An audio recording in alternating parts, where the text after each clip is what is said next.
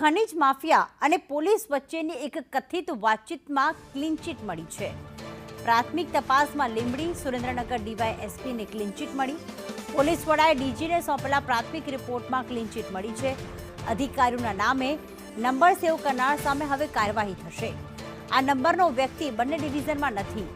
હપ્તારાજના ચોટીલા પ્રાંત ઓફિસરે રેકોર્ડિંગ જાહેર કર્યા હતા। ભાવેશ અમારી સાથે જોડાઈ ગયા છે। ભાવેશ, જે ઓડિયો વાયરલ થઈ હતી તેમાં આખરે જે ક્લીન ચીટ મળી ગઈ છે અને કહ્યું છે કે આ નંબરનો વ્યક્તિ બંને ડિવિઝનમાં છે જ નહીં, શું હકીકત સામે આવી? શેના આધારે આ નિર્ણય લેવામાં આવ્યો?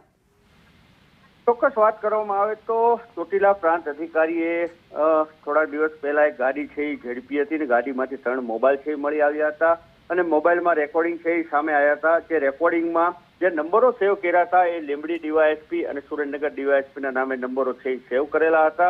એમાં હપ્તા લેવાની વાત છે એ પણ સામે આવી રહી હતી। ત્યારબાદ આ પ્રાંત અધિકારીએ આ તમામ રેકોર્ડિંગ છે જાહેર કર્યા હતા। આ સમગ્ર મુદ્દે તપાસ હાથ ધરતા જે નંબરો સેવ કર્યા છે સુરેન્દ્રનગર ડીવાયએસપી અને લીંબડી ડીવાયએસપી આ બંને છે એ બંનેને ક્લીન ચીટ છે આપવામાં આવી છે, કારણ કે આ નંબરનો કોઈ વ્યક્તિ નથી સુરેન્દ્રનગર કચેરીમાં કે નથી ત્યાં લીંબડી ડીવાયએસપીની કચેરીમાં, એટલે બંને સામે હાલ બંને અધિકારીઓને ક્લીન ચીટ છે આપવામાં આવી છે। જે વ્યક્તિએ આ બંને અધિકારીના નામે નંબર છે સેવ કર્યા છે એની સામે કાર્યવાહી કરવા માટે થઈ અને સુરેન્દ્રનગરના એસપી સૂચના છે આપી દીધી છે અને ટૂંક સમયમાં આ વ્યક્તિ કોણ હતો, એને કેટલા સમયથી આ નંબર છે સેવ કર્યો હતો, એ શું પોલીસ સાથે જોડાયેલો છે કેમ, એની તપાસ છે હાથ ધરવામાં આવી છે। પરંતુ જે મુદ્દે આ બંને અધિકારીઓ સામે જે આક્ષેપો થઈ રહ્યા હતા બંને અધિકારીને હાલ ક્લીન ચીટ છે આપવામાં આવી રહી છે। જી આભાર તમામ વિગતો માટે ભાવેશ।